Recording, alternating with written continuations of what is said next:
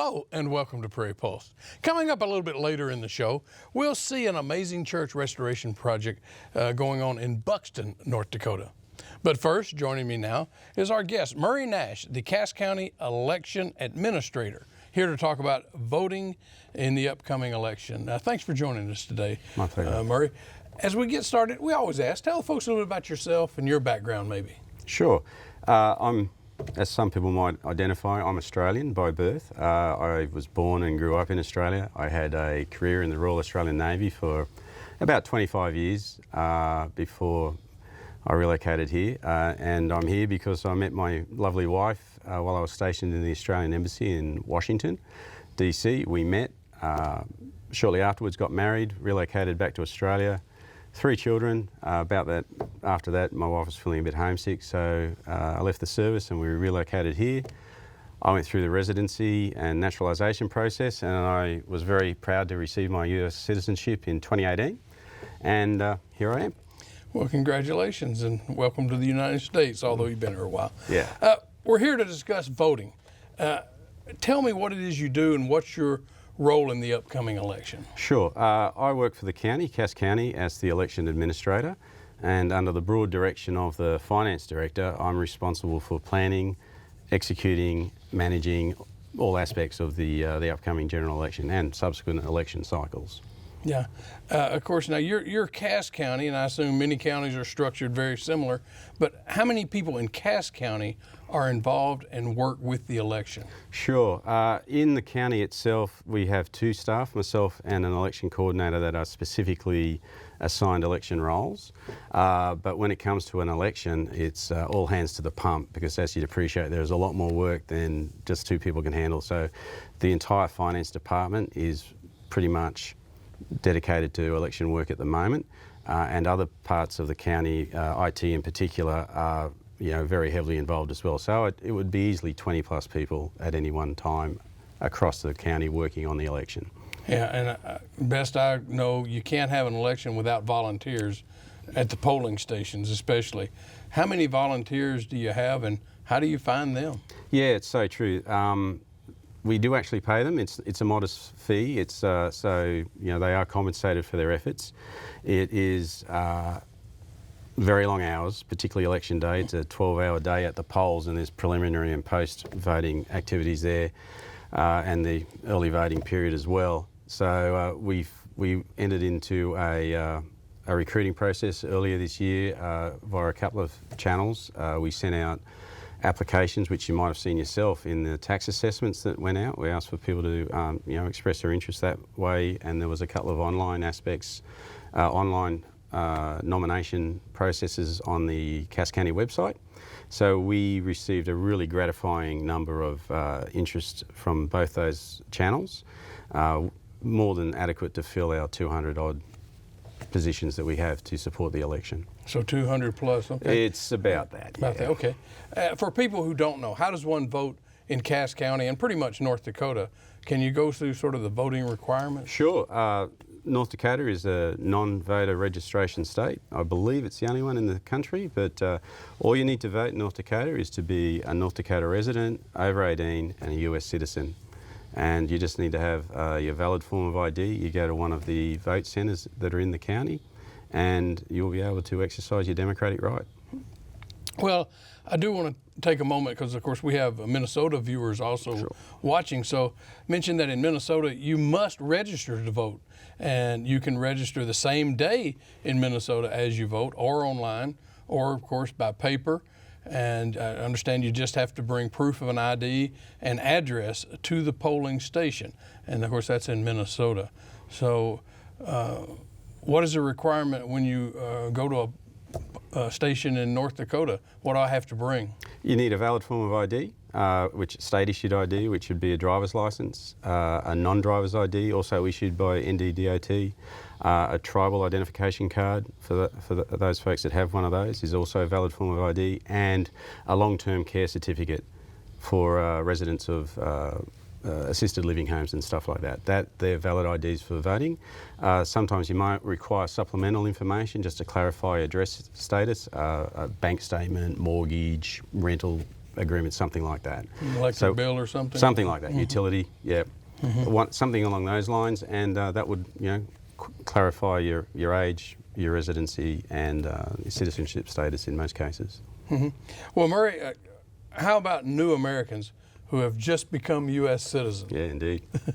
Yeah, new Americans are perfectly entitled to vote in exactly the same way as any other U.S. citizen. My recommendation to them would be to ensure that you update your citizenship status with NDDOT, because that database is what feeds the North Dakota electoral system.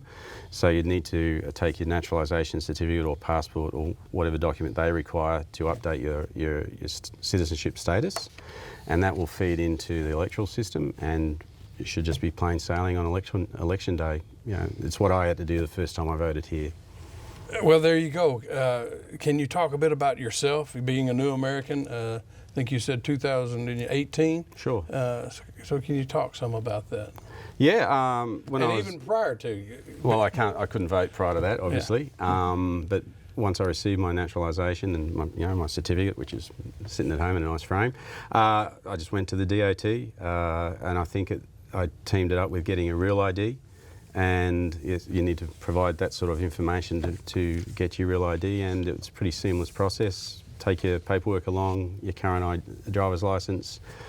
They'll take those forms and replace your driver's licence. So it took me, I think I had to make an appointment if I recall correctly, and it took me probably half an hour. Yeah. Well, sometimes we hear in the media, but maybe you can clarify, and you kind of said it already, but if non-U.S. citizens are allowed to vote or not. So what is the case of that? Do non-citizens ever have a chance to vote? State law requires you to be a U.S. citizen to vote. Okay. It's my understanding that poll workers are not really supposed to ask for proof of citizenship. Is that true? That is currently the situation. Yeah, they ask the 3 questions, and if someone answers yes, we accept it. Okay. Yeah. What about if someone's homeless or down on their luck or whatever? How do they vote if they don't have an address or maybe don't even have an ID? Yeah, you do need an ID to vote, and there is provision for folks that are down on their luck or homeless. As you've mentioned, John, they can get a non-driver's ID from the NDDOT, and that's free of charge if you're over 18. So that would address that requirement, and you'd need to go to the DOT. You also need a care certificate from a North Dakota located shelter or some sort of facility such as that, and that would allow you to get an ID, which would facilitate you being able to vote. Okay. Obviously, that is something, of course, may not be able to get information out to those folks, but how can they identify, or are there people out there letting people know that they have this option? I honestly couldn't answer that. Well. It's available on the NDDOT website. Apart from that, I'm not sure. Yeah. Well, during the last 2 years, and we don't want to get really into the politics of this, we've heard a lot about election results can't be trusted. Or, voter fraud, election fraud, and so on, things like this. Can you talk about protocols you have in place to make sure the results are accurate? Yeah, sure. It's a multifaceted approach, so there's a number of avenues that could be used to create doubt in the electoral process. I guess one part of it is the voter ID requirements, so people are confident that the folks are qualified electors. There's a stringent logic and analysis testing of the voting equipment prior to the elections happening, and I've just come from part of that process today. There's the chain of custody, which starts from the testing process all the way through to the closing of the polls, so it's like you can track when equipment was opened and closed and who did it and stuff like that. There's the post-election audit, which the Secretary of State's office will direct. Every county will be told to audit one precinct. That also helps validate the processes. Pardon me, there's also a system of checks and balances which are in place to minimise the opportunity for people to interfere with the ballots as they're transported. Like, no person is left alone with ballots at any time. So there's always 2. And between them, that does reduce the opportunities for any sort of nefarious acts, insofar as you possibly could. Yeah. So does Cass County and I guess North Dakota as a whole, is it mostly paper or electronic ballots or what? Yeah, I can only speak to Cass County, and we have two sorts of paper ballots. You have your traditional, ballot with all the races and the measures that's applicable on it, which you'd fill in with a pen.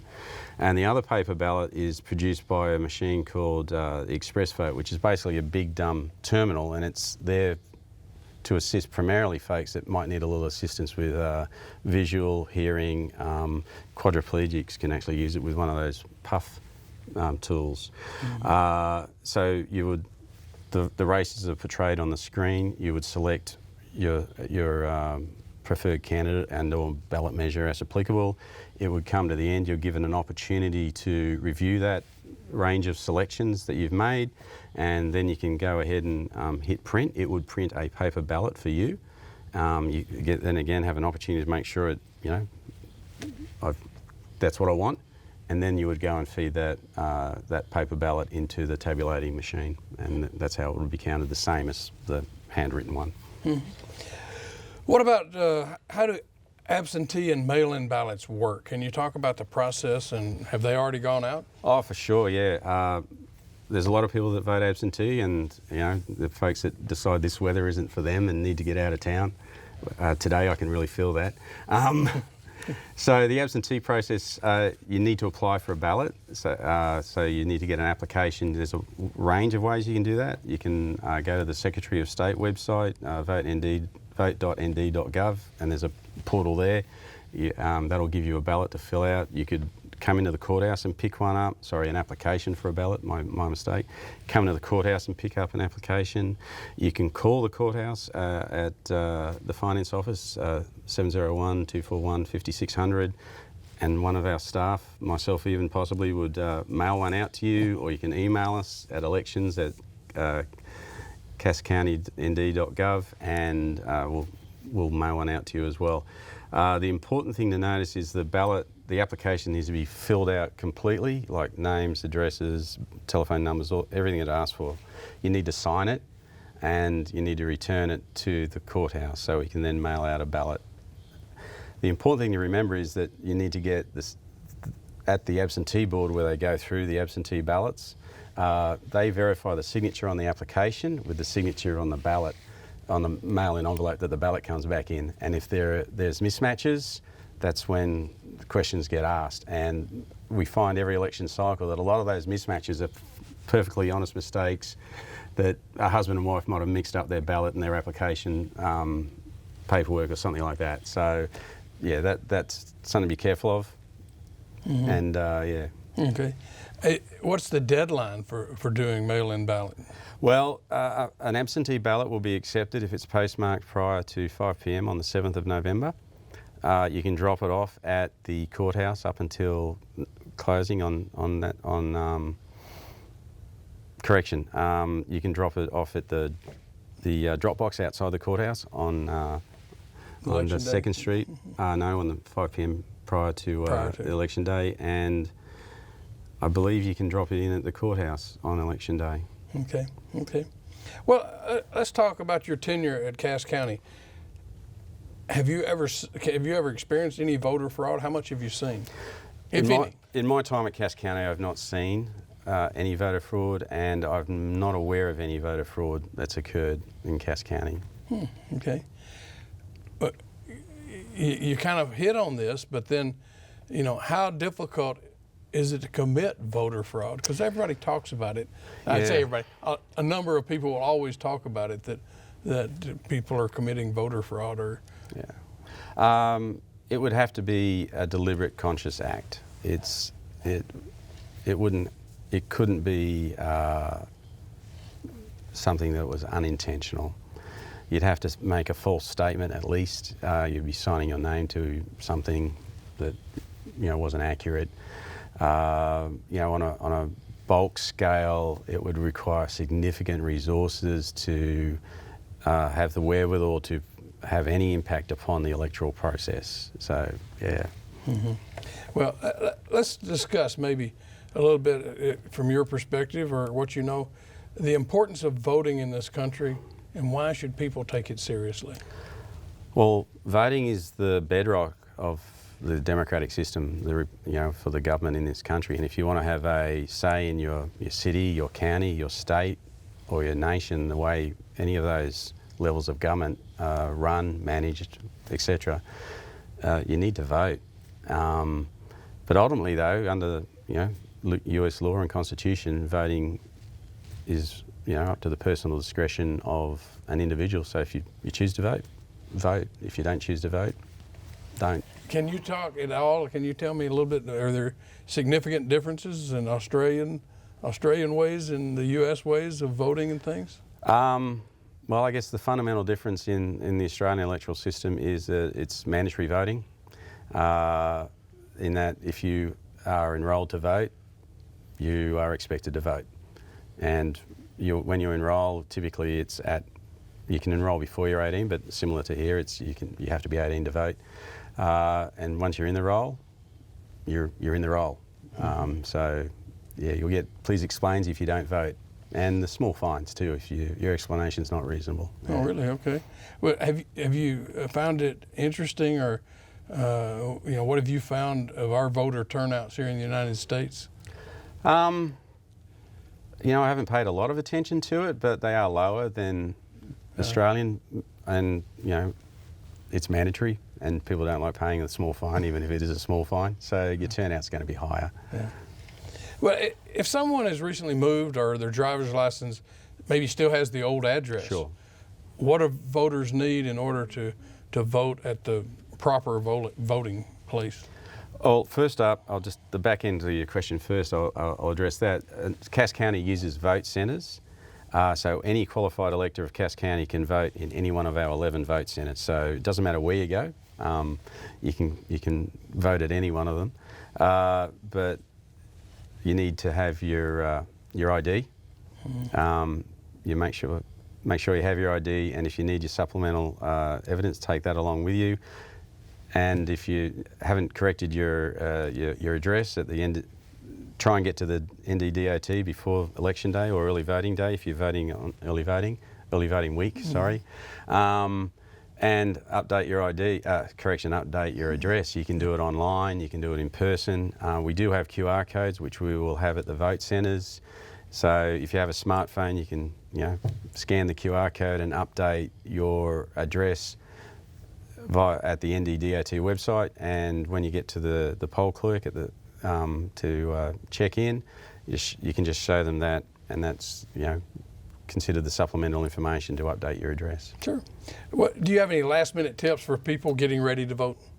Make sure you have your ID. Make sure you know where you're going to vote, and check the wait time apps which are available on the Cass County website. That should be updated regularly and give you an idea of what the wait times at the various vote centres will be for you, so you can plan your voting excursion. Yeah. Murray, what's the best part of your job?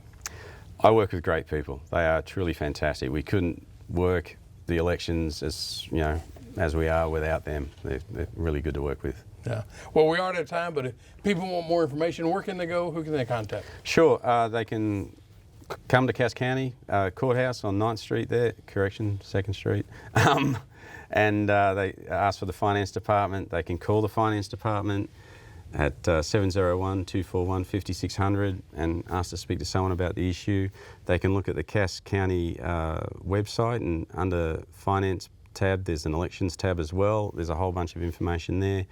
And the Secretary of State for the state of North Dakota also has a very helpful website at vote.nd.gov, and there's lots of really useful information on that one as well. Well, Murray, thank you, and hope it answers some questions for some people out there. Yeah, I certainly hope I have as well. Stay tuned for more.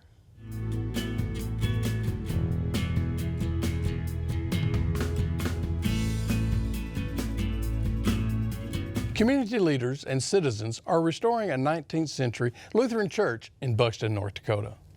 Buxton in Bloom is a local nonprofit affiliate of Preservation North Dakota, which is dedicated to historic preservation. The Grua Church Project has received grants to help in its restoration so that it can serve as a wedding and arts center venue.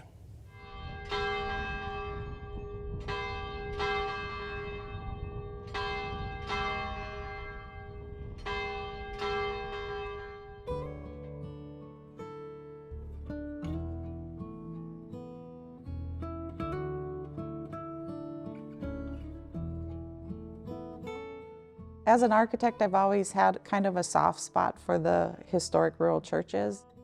And I know we can't save them all, but I feel we need to save some. This one became most interesting because we had a family connection. It's not very big. It only seats about 100 people on the inside, 120. So it's not overwhelming or daunting to save the church. So I just feel that we do need to save part of our history. I'm going to architecture school, and I got really into kind of the architectural history of kind of the vernacular of the area with the churches and the old schools and university buildings and stuff like that. I just think it's important to kind of keep that history. On March 17th, 1879, 63 individuals started Grua Church. They came here from Norway, and they have a sister church in Norway called Grua. So that's where it kind of got its name and got its start. In 2020, they were down to very few active families, probably 4 to 6 active families in the church here, and they decided that it was time for them to close the church. One of the gals that lives close by here in the summertime heard that they were talking about burning the church. Her family is buried out here, so she has a connection to the church, and that's when she became interested. Her name's Nancy Freese. She'd called me and asked if I was interested because she knew I was an architect in Buxton, but what she didn't realize when she called me is I love to do historic preservation work, but me and my husband were also married here, and my in-laws are buried here. We've been to a lot of activities. My mother-in-law played piano here for almost 40 years.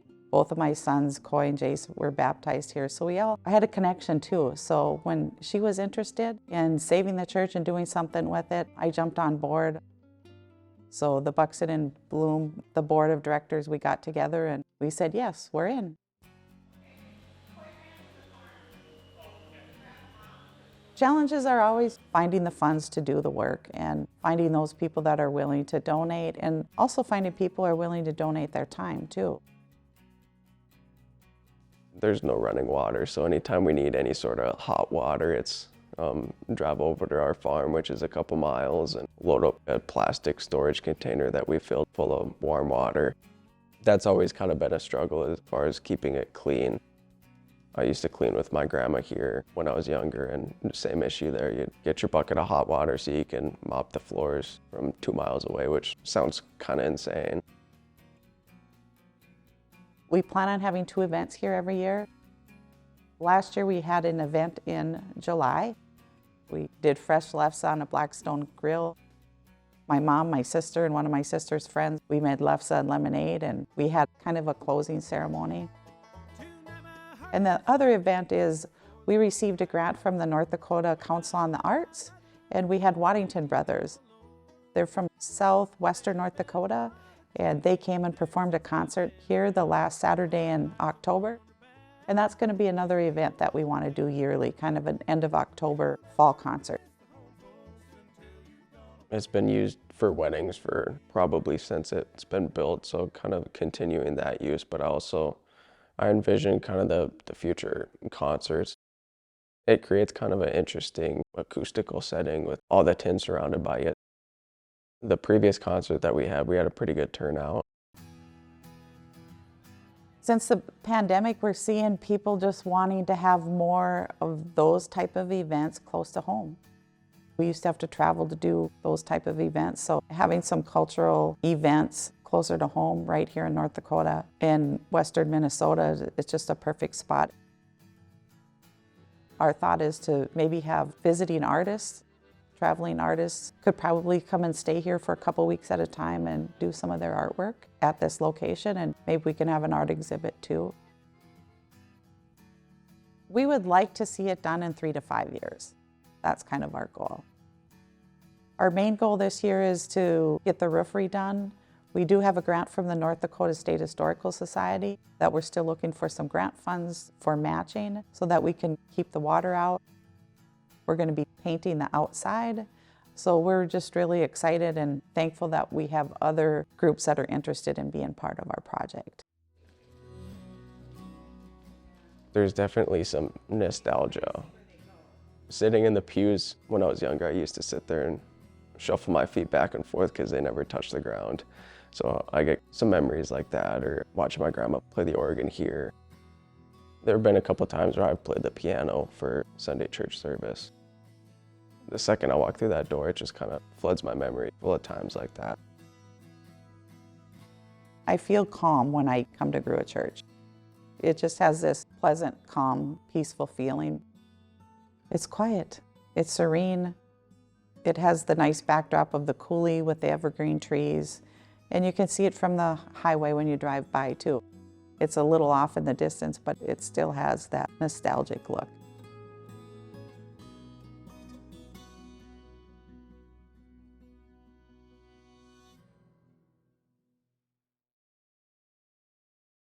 Well, that's all we have on Prairie Post for this week. And as always, thanks for watching.